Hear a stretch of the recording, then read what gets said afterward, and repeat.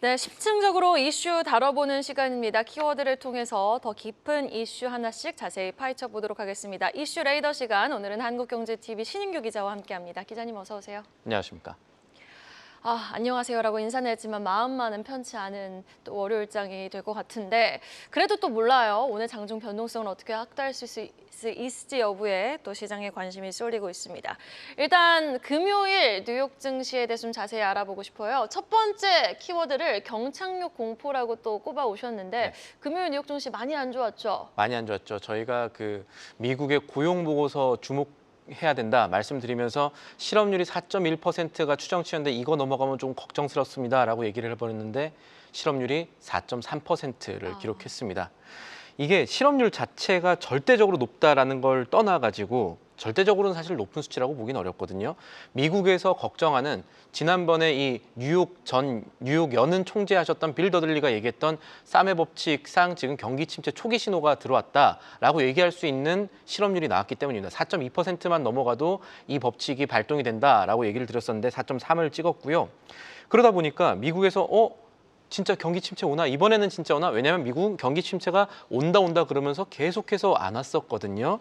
지금 안전자산인 미국 국채 수요가 급격하게 늘면서 국채 가격과 반대로 움직이는 미국 국채 수익률이 급락하는 현상이 벌어졌습니다. 그러니까 침체 공포가 미국장 하락의 큰 원인이라고 할 수 있고 이게 아마 월요일까지는 우리나라에 안 좋은 영향을 미칠 수 있을 것으로 보는데 한편으로 살펴볼 거 이 공포가 진짜일까 하는 점이겠죠. 그쵸. 이게 진짜 침체냐 아니면 시장이 좀 많이 놀란 거냐 관련해서 생각해 볼 만할 게 전체적으로 이게 미국의 경기 침체를 진단할 때 하나 더 봐야 되는 게 단순하게 1분기, 2분기 GDP만 볼 게 아니라 미국의 기업들 실적 어떻게 되느냐 봐야 되는데 기업 실적 자체는 나쁘지가 않습니다. 2분기에 미국 기업들의 주당 순이익 초과율이 평균을 지금 상회하고 있는 수치고 그리고 실적 EPS 기준으로 주당 순이익 기준으로 실적 상승률을 봤을 때 현재까지 11.5% 정도 기록했을 것으로 전망이 되거든요.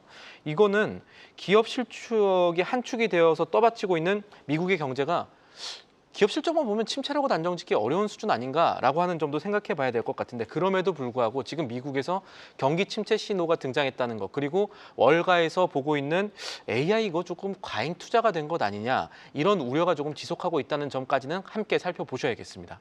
네, 알겠습니다. 일단 미국 경기 침체 우려가 맞는지 맞지 않는지는 우리가 또 추후 계속해서 향후 데이터를 통해서 또 시장 반응을 통해서 확인해 볼 수 있겠지만 일단은 아래 공포, 경기 침체 우려감이 확산이 되면서 지금 또 금요일 뉴욕 증시는 급락을 한 게 사실입니다. 네. 자, 그렇다면 이러한 영향이 우리 증시에 미치는 영향 또 가장 궁금해하실 포인트가 될 것 같은데 코스피 상단, 하단 밴드를 뿐더러 어떤 섹터 좀 그래도 유망하게 보는지 궁금하거든요. 증권가 어떻게 바라보고 있습니까? 증권가에서는 지금 코스피 예상 밴드 보면은 아마 단기 바닥이 이미 확인되고 있고 잘하면 오를 가능성도 있다라고 보는 것 같습니다. 왜냐하면 제가 아까 말씀드렸던 것 미국의 경기 침체를 판단할 때 하나 봐야 되는 2분기 기업 실적들이 나쁘지 않았었기 때문입니다. 미국도 그렇고 우리나라도 사실 그렇게 나쁘지는 않았었습니다. 일단 증권가들이 이번 주 코스피 예상 범위 2,700에서 2,830으로 보고 있는데 NH가 이렇게 보고 있고요. 그러면은 지금 이 공포는 반도체 쪽에서 많이 영향을 끼칠 가능성이 있기 때문에 일단 지금 반도체는 조금 손을 떼시고요라고 이제 증권가들은 얘기를 많이 하고 있고 그럼 반도체와 주가가 상관한 관계 좀 낮은 종목들 조선이 있을 수 있고 화장품이 있을 수 있고 헬스케어 그리고 디스플레이까지 이런 종목들은 그래도 이번 장에서 대응이 가능한 종목들로 보고 있는 것이 이제 미래에셋증권의 시각이고요. 그리고 NH투자증권 같은 경우는 미국의 금리 인하 확률 요거 100% 이미 반영이 된 데다가 기업의 투자 규모라든가 앞으로 빅테크 실적 따라가지고 아마 엔비디아가 잘 나오느냐 못 나오느냐에 따라서 이제 8월 중순까지 출렁일 가능성이 있다는 얘기일 건데 이 실적들을 주목해야 된다라는 얘기를 하면서 반도체 기업들의 주가 조정이 아마 적전선에서 마무리될 수 있을 것으로 본다라는 약간의 희망을 섞은 보고서를 냈고 그리고 대신증권 같은 경우는 오히려 지금이 좋다. 추경 매도가 사실 실익이 없는 구간이고 오히려 지금 상태에서는 비중 확대를 하는 것이 괜찮을 수도 있다라는 의견을 내놓은 것도 참고해 보시면 되겠습니다. 이것은 결국 경기 침체가 진짜가 아직 아닐 가능성에 증권가들이 방점을 두고 있다. 이런 근거가 있기 때문입니다. 네, 알겠습니다. 그리고 뭐 DB 금융투자는 연내 뭐 코스피 하단 2,300포인트까지 그런 것도 열어놔야 있죠. 예. 된다. 뭐 좀 부정적으로 말씀하시는 것도 그 경우는 있고. 경기 침체 공포가 현실화가 됐을 때 얘기일 겁니다. 네, 알겠습니다. 우리는 그럼 추후 그 데이터에 따라서 어떤 이제 의견이 조금 더 우세하게 작용하는지 여부를 꼼꼼히 따져볼 필요가 있어 걱정은 좀 보입니다. 되죠. 예. 네, 맞습니다. 자, 일단 첫 번째 키워드 자세하게 한번 확인해 봤고요. 바로 두 번째 키워드로 넘어가 보도록 하겠습니다. 두 번째 키워드는요. 조선업계 파업하고 물음표를 붙여오셨어요. 아직 파업이 되는지 안 되는지 모르기 때문에 물음표가 붙여져 있는 거겠죠. 가능성이 좀 큽니다. 그러니까 지금 현재 업황이 돌아가는 것을 보면은 원청이라고 할 수 있는 조선 3사, 그러니까 뭐 HD 한국해양이라든가 이런 것들 사이에서 지금 파업을 해야 되지 않을까, 근로자 사이에서, 노동자 사이에서 이제 얘기들이 나오고 있는데, 일단 조선업 얘기 말씀드리면은 우리나라 조선업이 그동안 조금 잘 되면서 4년치 일감을 확보했습니다. 거기다가 신조성가 지수라고 지금 이 지수 높을 때 수주해면은 좋겠죠. 그렇죠. 비싸게 팔면 팔 수 좋으니까. 있으니까. 그렇게 슈퍼 사이클이 지금 되어가고 있는데 문제는 인력난이었습니다. 사람이 없다는 거죠. 사람이 없는데 이거를 업계들이 지금 왜 이런 일들이 벌어지고 있느냐 보면은 워낙에 우리 임금이 좀 사실 낮습니다. 이 조선업계 같은 경우는 원청, 하청 구조가 사실 강하고, 그러다 보니까 특히나 하청, 재하청으로 넘어갈 때는 이게 한 일에 대해서 너무 힘든 일인데 돈을 잘 못 받는다라는 이런 컨센서스가 커지면서 국내 근로자들 많이 빠져나갔는데, 그러면서 문제가 많이 되면서 한 지금 3년 전에 비해서 조선업계 우리나라 근로자가 반 정도로 줄었거든요.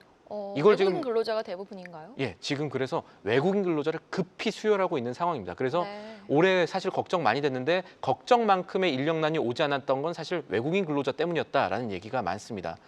얼마나 이게 인력난이 심했으면 산업부에서 인도네시아랑 협약을 맺어가지고 인도네시아에 센터를 하나 만들었어요. 센터를 하나 만들어서 이 인도네시아 사람들한테 한국말도 가르치고, 그래서 우리나라로 좀 데려와서 조선업에서 좀 일을 할 수 있게 이런 인프라를 지금 만들고 있는 정도의 상황인데, 그러다 보니까 조선업계 외국인 근로자들이 반년새 18% 정도 늘어났습니다. 사실 근데 한편에서 이 커뮤니케이션 문제라든가 숙련의 문제가 있는 외국인 근로자들이 많아지고 있다는 것은 우리나라 조선업계의 어떤 경쟁력 측면에서 약점으로 하나 생각해 볼 수 있는 측면이고, 이렇게 외국인 근로자가 또 많이 오면서 상대적으로 국내 근로자들에 대한 이 처우 개선 여력이 좀 낮아지고 있다 보니까 조선 3사들 근로자들이 뭉쳐서 이제는 공동 파업을 좀 해야 되지 않겠느냐. 그래서 아마 8월 15일 광복절 이후로 조선업계의 이 공동 파업 가능성이 지금 대두되고 있기 때문에 지금 아까 이제 증권가에서 반도체와 상관없는 섹터들을 지금 찾아봐야 될 때다라고 하면서 조선을 들긴 했는데, 조선도 세세히 보면은 약간 걱정스러운 부분이 있다, 이렇게 보시면 되겠습니다. 네, 조선 3사 금요일도 주가 흐름을 보면요. 하락은 했지만 하방은 추가적인 하방은 좀 지지되는 모습을 보여줬는데, 과연 또 8월 15일쯤 해가지고 파업 소식이 들린다면 주가 향방에 따라서 어떤 모습을 보일지 물음표가 붙기 때문에 추후 파업 관련 뉴스는 계속해서 여러분이 팔로우업을 좀 해보실 필요가 있어 보입니다. 다음 키워드 바로 넘어가 볼까요? 두산 에너빌리티 꼽아 오셨어요. 네. 또 일요일 날 주주서한을 홈페이지에 각사가 공개를 했더라고요. 구체적으로 맞습니다. 좀 투자자분들이 어떤 포인트 염두에 두고 오늘 시장 대응해 보시면 좋을까요? 맥락을 좀 봐야 되는데 네. 이제 두산 에너빌리티도 그렇고 두산 밥캣도 그렇고 지금 시장을 좀 주주를 안심시켜야 됩니다. 그러니까 합병을 성사시키고 싶어서 주주 서한을 내놨다라고 보시면 되는데, 이제 자세한 내용들 저희가 이렇게 표로 나왔습니다. 일단 기본적으로 두산 에너빌리티 주주와 두산 밥캣 주주들은 상당히 지금 합병이 기분이 나쁠 겁니다. 두산 로보틱스 주주들은 뭐 논외로 치더라고요. 알짜 계열사를 분할하게 되면은 배당 수익 같은 거 추가로 좀 내려갈 수도 있고 주가도 좀 내려갈 수 있지 않겠나. 그리고 실제로 좀 내려갔습니다. 두산 에너빌리티 주주들이 걱정하는 게 그건데, 그래서 지금 두산 에너빌리티 사측은 어떤 식으로 얘기를 하고 있냐면, 아니 배당을 주는 것보다 배당 수익 쌓아서 한 번에 투자하는 게 더 좋지 않겠습니까? 사세를 키우려면요. 그러면서 우리는 1조 정도를 투자를 할 것이고, 그렇게 되면 원전이라든가 소형 모듈형 원전 SMR이라고 하는 이런 것들 투자를 많이 하면 여러분들한테 오히려 좋습니다. 이번 합병이 우리한테 나쁘지 않고 주주분들한테도 좋은 겁니다라고 얘기를 했습니다. 그리고 또 하나 봐야 될 게 이제 두산 밥캣이에요. 두산 밥캣이 사실은 조금 더 주주들이 기분이 나쁘겠죠. 왜냐하면 이곳이 결국 두산 로보틱스와 합병을 하는데, 우리나라 자본시장법상 이게 시가총액 기준으로 이 합병 비율, 주식 교환 비율을 정하다 보니까 현재 돈 벌고 있는 두산 밥캣보다 미래가치 평가받고 있는 두산 로보틱스가 PER이 많이 높잖아요. 그렇죠. 두산바켓은 지금 PER이 0.87 정도 되거든요. 그렇게 났나요? 네. 차이가 많이 납니다. 그래서 이게 지금 아니 이 두산바켓은 계속해서 이 대주주가 주가 눌러서 배당도 안 주고 이렇게 해서 눌러놨다가 합치게 되면 결국 지분 이득은 대주주만 보는 거 아니냐. 여기가 사실 이 쟁점의 핵심이었는데 두산바켓의 주주서한 보면은 사실 주주들에 대한 어떤 뭐랄까요 설득이라든가 당근책을 그렇게 제시하지는 못했습니다. 그러니까 어떤 얘기냐면 우리는 법대로 했다라는 얘기를 주주서한에 해버려서 사실 이게 주주분들이 설득당하거나 이런 정도라기보다는 오히려 기름에 불을 더 댄, 불에 기름을 더 댄 이런 게 아닐까 싶은데 지금 주가 추이도 봐야 되겠고 이렇게 되면 결국 두산 입장에서는 주주서한 보내고 하는 이유들은 주주분들이 주식 매수 청구권 최대한 많이 신청 안 하고 이번 합병 인정해줬으면 좋겠다라는 뜻에서 서한을 보냈는데 지금 주주들이 사실은 뭐 여러 가지 반응 보면 아직 복잡하겠네요. 뿔이 많이 난 것 같습니다. 네. 관련해 가지고 지금 국민청원도 올라왔거든요. 이 합병 막아달라고 국민청원 올라왔는데 5만 명 넘어가면 이제 대통령실에서 한번 이걸 들여다보게 됩니다. 현재까지 한 2천 명 정도가 국민청원에 동의를 한 것으로 보이는데 8월 아마 29일까지로 지금 기한이 된 것 같습니다. 그러니까 아직 한 달 정도 남아 있는데 국민청원이라든가 또 야당에서 하고 있는 두산의 그 이른바 주식 머티 방지법 이런 것들도 지금 어떻게 될지 이번에 두산의 움직임에 대해서 주주들이 사실은 그렇게 설득된 것 같지는 않다라는 반응이 주말까지는 지배적이었습니다. 흐름 네. 살펴봐야겠습니다. 알겠습니다. 그럼 두산그룹주 안에서도 조금 PER이 낮았던 쪽, 뭐 두산밥켓이라든지 네. 이런 부분은 좀 추가적인 주가도 하방 압력을 좀 받을 수도 있겠네요. 주주분들이 사실 기분 나쁜 게 해소가 안 됐다 이렇게 보시면 되겠습니다. 네, 좀 속 시원하게 주주분들의 갈증을 좀 해소시켜주는 역할을 해줬으면 했는데 그래도 어떤 뉴스가 이번 주 내내 들려올지 모르거든요. 계속해서 두산그룹주 뉴스도 오늘 이번 주는 관전 포인트를 두시면서 체크 포인트 잘 따라가시면 좋을 것 같습니다. 자, 그리고 이번 주도 일정이 많은 것 같습니다. 벌써 이제 뉴욕 증시 중요 지표도 나올 네. 것 같고요. 또 국내 증시도 뭐 옵션 만기를 앞두고 있는 것 같은데 쫙 한번 일정 정리해 볼까요?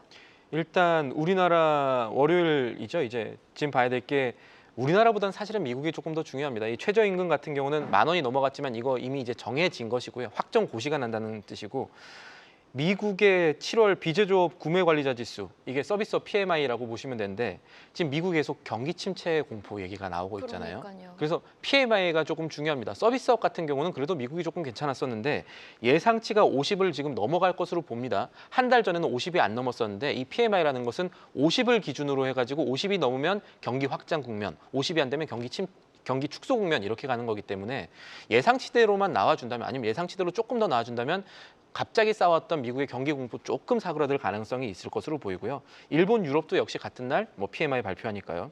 그리고 6일 날 그럼 이게 지금 50을 넘으면은 경기 우려 둔화감이 조금은 해소가 낮아질 될 수 수 있는 있다 거죠. 이렇게 보시면 될 것 네. 같고 잘 짚어주셨습니다. 네. 그리고 화요일 역시 미국의 이제 경기 침체 우려 나올 때 이제 사람들이 보는 이 미국의 연준 대출 관리자 설문 슬루스 조사인데 요거 미국의 금융 대출 수요 동향 파악하는 거거든요. 경기 침체 공포로 뭔가 잘못될 것 같을 때 사람들이 이거 많이 봅니다.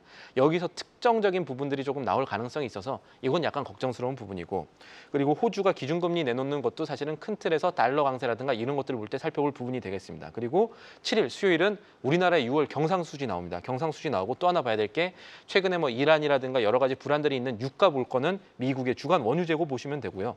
그리고 8일이 우리나라한테는 중요합니다. 우리나라 경제전망 KDI에서는 경제전망 수정치가 나오고 있거든요. 아마 2.5% 정도 되지 않을까 연간 경제성장률 이렇게 보고 있는데 이런 부분에 변수가 있는지 살펴보셔야 될 것 같고 같은 날 저녁에는 미국의 실업수당 청구 건수가 나옵니다. 지금 미국의 고용이 워낙 중요한 상황이기 때문에 이런 것들을 보시면 되고 이제 주간으로 좀 주목도가 높아질 것 같아요. 네, 이런 것들을 지금 조금 봐야 될 것 같습니다. 고용에 대한 문제들 살펴봐야 될 것 같고 마지막 이제 금요일에는 뭐 미국의 국채 입찰이라든가 최근에 수요가 너무 이제 낮아지면 안 되는데 지금 같은 경우는 안전자산 선호 심리가 오고 있기 때문에 국채 입찰은 그렇게 나쁘지 않을 것 같고 미국의 중국의 소비자 물가지수도 7월에 나오는 것 이거 살펴보셔야 될 것 같습니다. 네, 알겠습니다. 지금까지 이번 주 주요 일정까지 확인해봤습니다. 이슈레이더 신익유 기자와 함께했어요. 오늘 말씀 고맙습니다. 계속해서 다양한 경제 이슈를 알고 싶다면 구독과 좋아요, 알림 설정 부탁드립니다. AI 캐스터 권미정이었습니다.